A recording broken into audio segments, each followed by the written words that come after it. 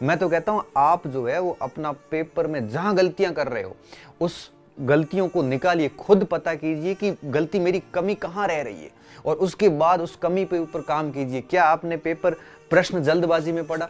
क्या आपने ऑप्शंस को एलिमिनेट नहीं किया? क्या आपने कंसेप्ट ढंग से घर पे नहीं पढ़ा था?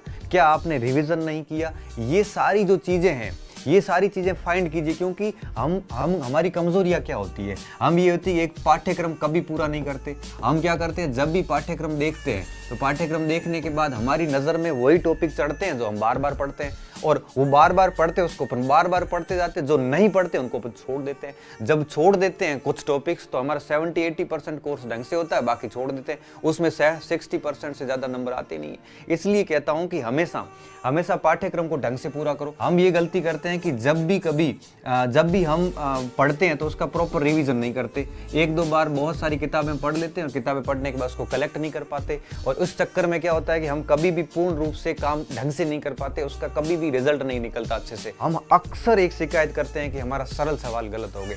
सरल सवाल गलत होने के पीछे 3 कारण होते हैं। पहला कारण ये होता है कि हम उसको हल्के में ले लेते हैं और उसको कभी भी प्रश्न को ढंग से नहीं पढ़ते, हम कभी ऑप्शन को ढंग से नहीं पढ़ते। जब ऐसी चीजें करोगे तो सरल प्रश्न गलत ही होगा।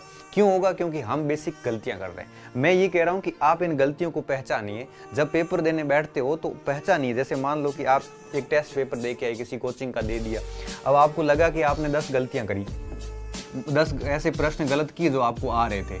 मैं आपको सिर्फ एक सलाह दूंगा कि घर जाइए, घर जाने के बाद उन 10 प्रश्नों को देखिए कि आपने कहाँ गलती की है। उन 10 प्रश्नों के ऊपर पूरा काम कीजिए। मान लो कि आपने एक राज्य विधानमंडल का सवाल गलत कर दिया, अब आप उस विधानमंडल से सवाल गलत किया, आप किताब निकालिए अपनी जिससे आपने विधानमंडल पढ़ा था।